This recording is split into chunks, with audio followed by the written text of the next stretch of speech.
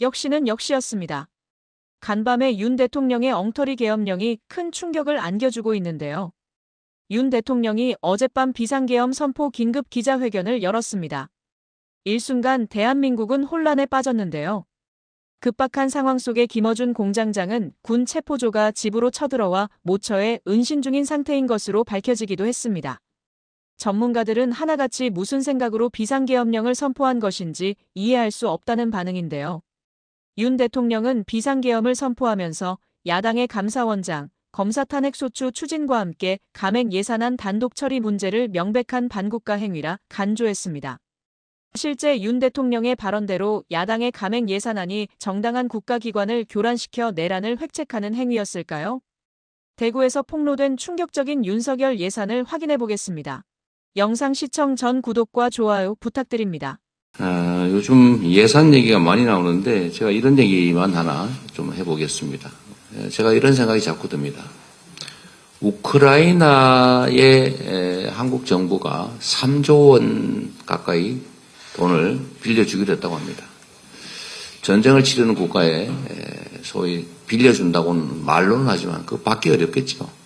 사실상 무상 지원은 어려우니까 차관의 형태를 띠긴 하지만 사실상은 못 받는다고 봐야 될 겁니다. 이 3조 원이 지금 대한민국 경제, 특히 서민 경제에 얼마나 큰 도움이 되겠습니까? 대구 신공항 문제, 광주 공항 이전 문제, 다 해결하고도 한번 몇 개도 해결하고 남을 돈일 겁니다. 지금 1억 달러 이번에 우크라이나 총리가 발표했죠. 대한민국 정부는 발표하지 않았습니다. 1억 달러 받았다. 1,400억 받았다 그 말이죠. 1,400억이 적은 돈이겠습니까? 물론 3조 원 지원하기로 한 그 돈의 일부 1억 달러를 준 겁니다. 예산을 이렇게 쓰면 안 되겠죠. 얼마 전에 가나라는 아마 나라로 기억하는데 아프리카에 우리 차관 1조 원을 면제해 준 것 같아요. 채무 면제. 그리고 얼마 전에 해외 순방 도중에 싱가포르에서 역시 1억 달러를 쾌척했던 것 같습니다. 우리 경제는 너무 어렵습니다. 예산 상황도 매우 어렵습니다. 그런데 예산 편성도 보면 제가 이런 얘기도 안 하고 싶었는데 이 예산 편성도 예비비를 4조 8천억을 편성해놨는데 이거 아무 때나 아무 용도나 꺼내 쓰겠다는 거 아닙니까? 지금 얼마나 재정 상태가 어려운데 무려 5조 원 가까운 예비비를 편성해 놓습니까? 코로나 이후에 연간 사용된 예비비가 1조 5천억을 넘은 예가 없다고 합니다.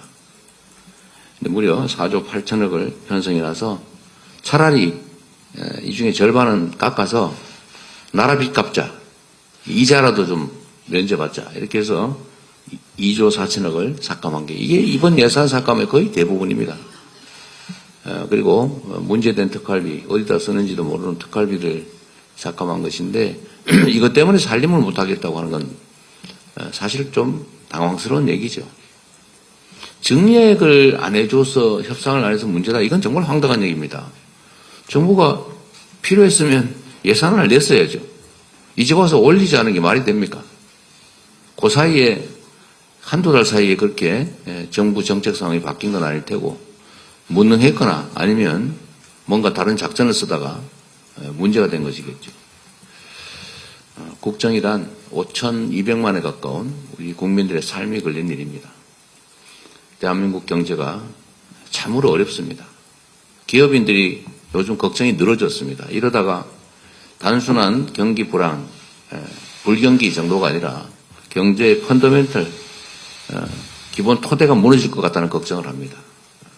이게 지방 경제만이 문제가 아니라 전국의 경제가 문제고 지방은 더더욱 어렵고 그 지방 중에서도 다수 서민들의 삶은 또 더 어려운 이런 심각한 상황이라는 점들을 우리 모두가 한번 생각해 봐야 될 것 같습니다.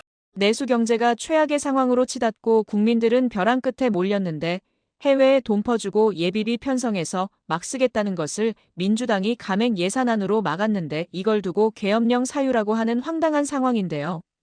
주요 외신인 영국 BBC 뉴스에서도 이번 계엄령 사태를 두고 국가안보와 북한의 위협을 언급했지만 곧 윤 대통령이 일련의 정치적 실패에 대응하기 위해 이러한 극단적인 조치를 취한 것임이 드러났다고 평했습니다. 지속적으로 윤석열 대통령의 비상계엄 가능성을 주장해온 민주당 김민석 최고위원은 윤 대통령이 근본적인 준비는 하고 있었지만 어제 오늘 움직임은 좀 충동적이고 상대적으로 덜 준비된 상태에서 이뤄진 것이라고 분석했습니다.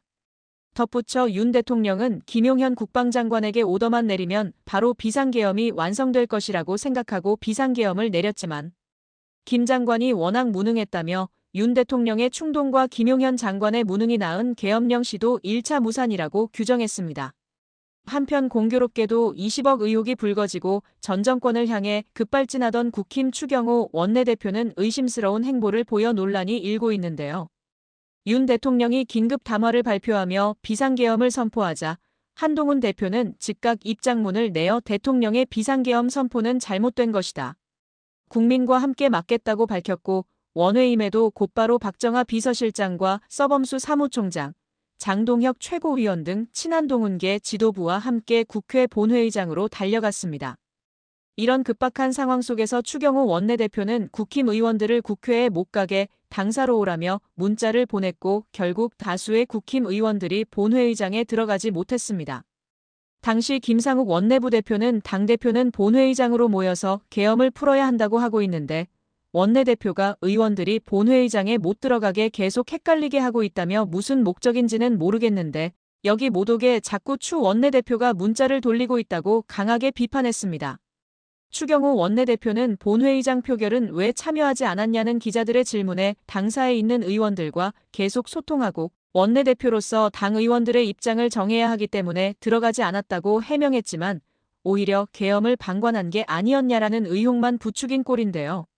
그도 그럴 것이 법사위 전체 회의 때 민주당 김용민 의원의 직격이 큰 파장을 불러왔기 때문입니다.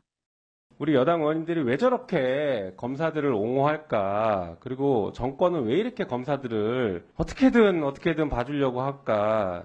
지금 정부와 여당의 핵심 관계자들이 다 수사받고 있습니다. 그러니 검사를 지금 옹호할 수밖에 없죠. 대통령 여러 가지 범죄 혐의가 너무 많아요. 너무 많은 범죄 혐의로 수사받아야 되죠. 그리고 김건희 여사 정말 김건희 여사 특검법 만들다 제가 범죄 혐의 2장 쓰고서 포기했습니다. 쓰고 있는데 범죄 혐의가 계속 나와요. 무슨 의혹들이 이렇게 계속 나옵니까? 명태균 씨가 도대체 뭘 했습니까? 한동훈 대표 당원 게시판 여러 가지 얘기 나오고 있죠. 추경호 원내대표 오늘 또 엄청난 의혹 터졌더군요. 김상훈 정책위 의장 어제 또 무슨 청탁하다가 걸렸죠. 범죄 집단 아닙니까? 거의 여당과 정부가 범죄 집단이니까 검사들이 이렇게 옹호하는 거죠. 우리는 봐줘라. 우리 수사하지 마라. 지금 이런 꼴 아닙니까? 이 법사위에서 지금 우리가 이런 거 지금 검사들 옹호하는 거 듣고 있어야 되겠습니까? 검사를 탄핵하는 게 검찰의 독립성과 중립성을 훼손한다고요? 이미 검찰은 정치적 중립을 스스로가 훼손했습니다. 무슨 검사 입에서 이제 툭하면 민주당 욕이 아주 수시로 나와요. 그걸 어떻게 공개적으로 민주당을 대놓고 그렇게 욕을 합니까? 이게 지금 정상국가입니까? 미쳐가는 국가예요. 검찰 하나만 지금 살아남고 모든 국민들이 검찰 밑에서 진짜 피땀 흘리고 고통받고 있는 그런 나라가 돼가고 있습니다. 국회라도 정신 차리고 검찰 바로 잡아야죠. 국제적인 개망신이자 큰 충격을 줬던 이번 비상계엄령 사태에 대해 김민석 최고위원은 윤석열 대통령이 반국가 세력이라는 용어를 쓰기 시작한 것이 계엄론의 논리적인 밑밥을 까는 것이고 빌드업이었던 것이라고 분석했는데요. 그는 윤 대통령의 비상계엄 선포는 비정상적인 권력 집착, 그리고 사실 시작은 김건희 씨의 비정상적 권력 집착에서 시작된 것이라며 이렇게 말했습니다. 덧붙여 윤 정권이 워낙 국정을 못하기 때문에 계엄과 검찰을 동원한 정적 제거 외에는 정권 교체를 막을 방법이 없다고 생각하고 있다는 등등의 종합적 판단을 했던 것이 계엄령 문제를 제기했던 배경이라고 말하기도 했습니다. 그는 또 당시 계엄 준비설을 주장한 배경과 관련해 계엄에 동원될 세력으로서의 충암파들을 재배치하는 것이 이상하다고 판단했다며 가장 큰 핵심적 동기는 김건희 감옥 가기 싫다다라고 설명했습니다. 이어 이번 비상계엄령은 1차 시도라고 보고 아직 잔불이 끝나지 않았고 지금 21세기 대명천지에 이 문제를 처음 제기했을 때만 해도 저를 오히려 이상하게 보는 분들이 대부분이었는데 우리가 이런 것을 상정해서 더 나은 보완책을 고민해야 하는 상황 자체가 황당하다며 씁쓸해했습니다. 기괴했던 2024년 12월 3일 윤 대통령의 비상계엄령은 후폭풍이 계속되고 있습니다. 이날은 대한민국 현대사에 어떻게 기록될까요? 역설적이게도 이번 사태로 인해 윤석열 탄핵 열차는 브레이크가 빠져버렸습니다. 하루도 바람잘 날 없는 대한민국이 빨리 제자리를 찾도록 저희 채널도 묵묵히 할 일을 해나가겠습니다.